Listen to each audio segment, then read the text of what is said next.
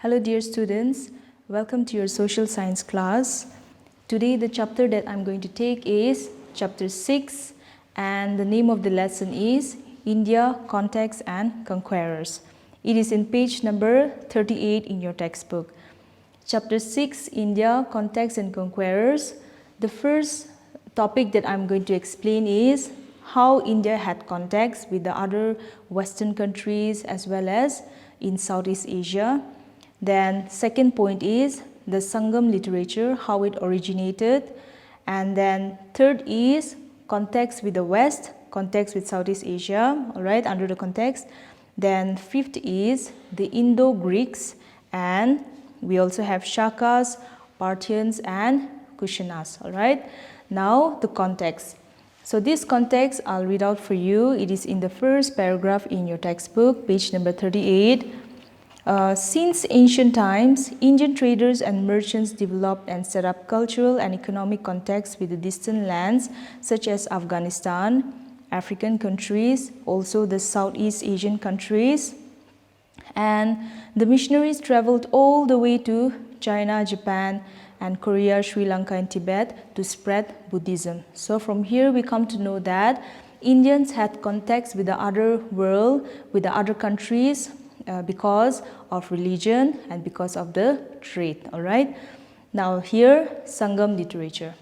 This Sangam literature was written in Tamil, and Tamil is considered as the oldest language of South India, right? And it is believed that this Sangam literature was written between 380 to 600 AD. And here there are so many sources where we get to know about this Sangam literature, and they are the culture, religion, economy and politics, all right. Then we also come to know about the South Indian rulers like the Cholas and the Pandyas all the way from the Sangam literature, all right.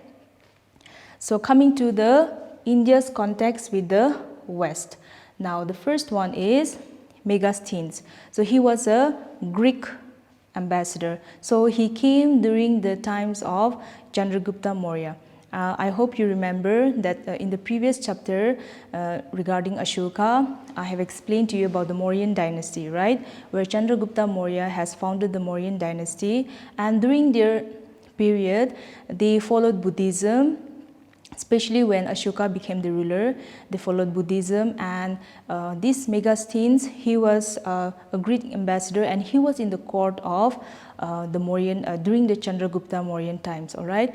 So during that time, they used to have a court where all the nobles, where all the advisors used to sit with the king, and they used to have discussion. They also used to do a lot of celebrations with entertainments. So during that time, this Megasthenes, a Greek ambassador, he wrote a lot of things about the Mauryan dynasty and mostly about Chandragupta Maurya, all right.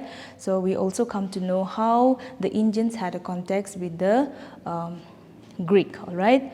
Then next one is Pliny, the Roman historian. So this Roman historian, similarly like Megasthenes, he also wrote about the Indian culture, all right. And he also wrote that the Indians, the Roman emperors, all right. The Roman emperors, they used to import the animals like elephants and horses from India, and they also import peacocks for the ladies, all right. And that was a trade relation that that they built with the Indians, and that is how the Indians and the Romans also shared a relation, all right.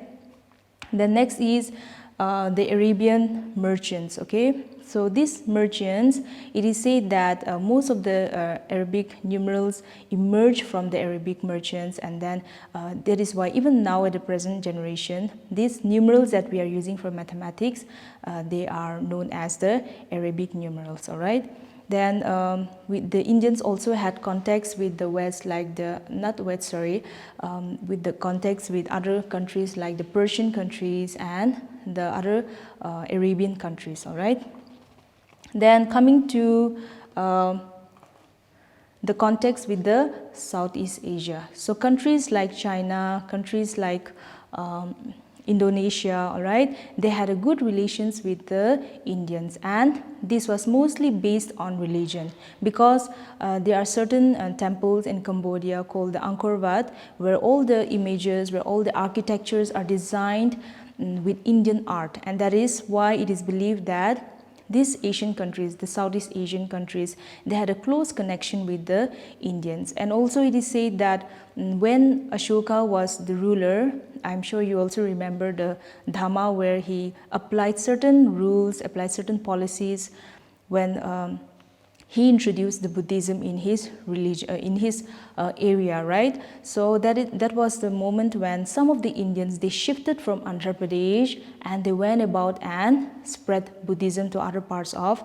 the country, like this Suvarna Vipa. Now it is known as Malaya. We also have Suvarna Bhumi, sorry, now it is known as Malaysia, all right? So, Myanmar, okay?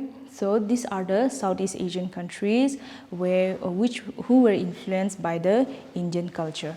So apart from this Indian culture, they also built some stupa. If you remember again about the religion, about Buddhism and Jainism, which I've explained in the earlier class, they used to build a stupa, right, where the life stories, the images of the Buddha is inscripted there, right? And then through this stupa, we get to know about the Eightfold Paths, which I've explained in the previous lesson. So these stupas were also built in Java, and many Indians, even now, they used to go and visit these places to remember Buddha, okay, Gautama Buddha, all right? So the Southeast Asian places like Suvarna Vipa, also known as Malaya now, Cambodia, earlier it was Cambodia, now it is Cambodia, and Vietnam was known as Champa, and we also have Suvarna Bhumi, now it has been renamed as Myanmar, okay? So likewise, many names have been changed, and in most of these Southeast Asian countries, they follow Buddhism, and they were all influenced by the Indian way of worshipping the Buddhists. Like it all started from Ashoka, okay? So coming to the islands of Suvarna Vipa, those are the Malaya, the Java, Borneo, and Sumatra, and Bali, and they are also very famous places of Southeast Asia, and they all worship Lord Buddha, and the people there, they mostly follow those Dhamma which was introduced by Ashoka, okay? Then coming to Indo-Greeks.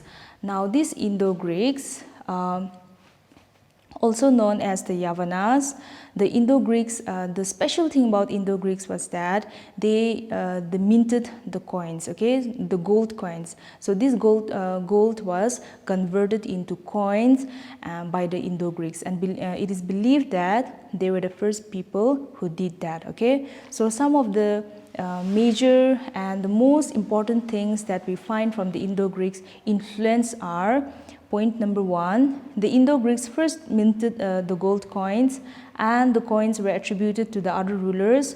We come to know about the 30 Indo-Greek rulers from these coins. So these coins are the main sources of information, okay. So because of these coins, because of these gold coins, we were able to find out about 30 rulers, especially from the Indo-Greek period, all right. So the second is the Gandhara school of art. It also came into existence. We also have one more, the Mathura school of art, but this Gandhara school of art, they started during the Indo-Greek times, all right.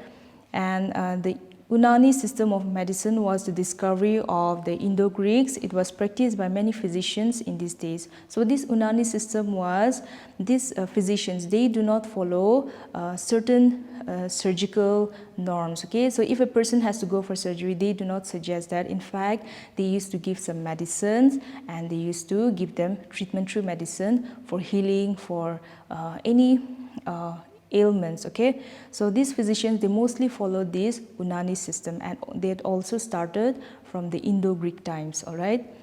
Then the Indo-Greeks helped in the growth and development of Indian astrology as well as astronomy. So astrology is, we have 12 to 13 horoscopes, right? All those Aquarius, Capricorn, Leo, all this comes under astrology. So they all started from the Indo-Greek times, and they were also very interested in astronomy, all right, in space, in galaxies, okay? That's why they used to relate these galaxies and those planets with the astronomy, okay, with the astrology, sorry. The term horoscope was also taken from the Greek term, that is Hora Shastra. That is why we still use the term horoscope, and this word has been termed from the Greek word Hora Shastra, okay. Now coming to the next one, those are the shakas. So under the shakas, we have Moga, who was the first Shaka king. Remember, he was Moga. His other name was Moes. Okay, so he was the first Shaka king. However, Rudradaman was one of the most powerful ruler during the Shaka Empire. Okay. So earlier these shakas were nomads. Nomads means they did not have a permanent settlement. They were always roaming, they were always wandering from one place to another in search of food, water and shelter. However, at certain point of time, they also started settling because of cultivation, because of permanent house. So, and they started building their empire. And then this Moga, he became the first king, but later on it passed on from generation, and Rudradaman became the most powerful ruler. All right. Then during the times, the places like Konkan, Malwa, Kathiawar and Sindh, all these came under the Shaka ruler, okay. Then there was this Chandragupta Maurya, who also influenced the Shakas to pay more attention in irrigation. So during those times, if you remember, during the Ashokan times, during the Mauryan period, they were focusing mainly on irrigation, right? Because the Mauryan Empire, the rulers of the Mauryan Empire, they tried to make channels, they dug many wells that could give water to those areas who do not get sufficient rainfall for the irrigation, for cultivation and agriculture, right? So this was applied by the Shaka rulers, and they all got inspiration from the Chandragupta Maurya, okay? Then coming to the next one, that is the Parthians. So here, Gondophares, he was the most powerful and famous ruler of the Parthian dynasty. Okay, here this Parthian dynasty was not as big as the Indo-Greeks and not as big as the Shaka or the Kushanas. However, they were once a great ruler. All right, and they also invaded and certain areas of India, especially the northwestern part of India. Then coming to the Kushanas, alright. So here, Kanishka, okay. Kanishka was the most popular ruler of the Kushan dynasty, and he also introduced certain school of art, and Kanishka was also a great follower of Buddhism, okay. So he also led a life where Gautama Buddha has suggested the Eightfold Paths, so he also followed them strictly. And during the Kushan dynasty, there was this Mathura school of art where they made images of Kanishka, okay, and it was through this image it is believed that Kanishka had a very healthy figure. He was very tall, and he was very quite healthy comparing to the other rulers. So through the image they used to figure out that, okay. So this Mathura school of art, apart from the image of Kanishka, they also made the image of Buddha, and even this Gandhara school of art, okay, they also made the image of Buddha. And it is believed that during the Gandhara times, during the Gandhara school of art, they made this image of Buddha in a Greek form, okay. Why? Because they made the image with curly hairs, the image of Buddha with curly hairs. So it is believed that this Gandhara school of art, spiritually they were Indians, but their designs and styles were in a Greek style, okay. So this Kanishka was a supporter of Buddhism, like I mentioned, and because of that, he built many Buddhist monasteries. Okay, so wherever he was taking control, he made Buddhist monasteries, and he also emphasized the people to follow Buddhism. All right, so. It is also believed that Kanishka, he made the Saka calendar. Okay, so what is this Saka calendar? That is the calendar that we are using right now. Okay, the Indian government is using right now. So it is believed that Kanishka has made this Saka calendar, and it all the way passed on from the generation to generation. Until now we are using that calendar. All right, so that's all about the context and the conquerors. Remember, India had contacts with the countries like Europe. They also had contacts with Greeks, right? And the Southeast Asian countries like Malaysia, Myanmar, and they also had contacts with countries like Java, right? And places like Java, they have this. They have a stupa of Lord Buddha, right? And there are also certain places which are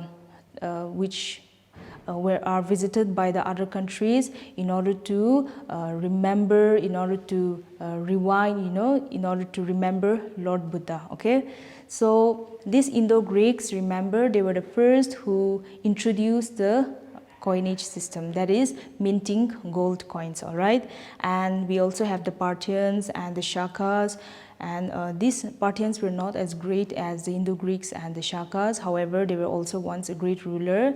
And coming to the Kushanas, Kanishka, who was a great ruler, he also introduced the Saka calendar, and he was also a great patron of art and art. That's why he introduced the Mathura School of Art, and he also introduced the Saka calendar, which we are using even at the present generation. All right, so that's all about the context and conquerors. I'll see you again soon with another topic. Thank you.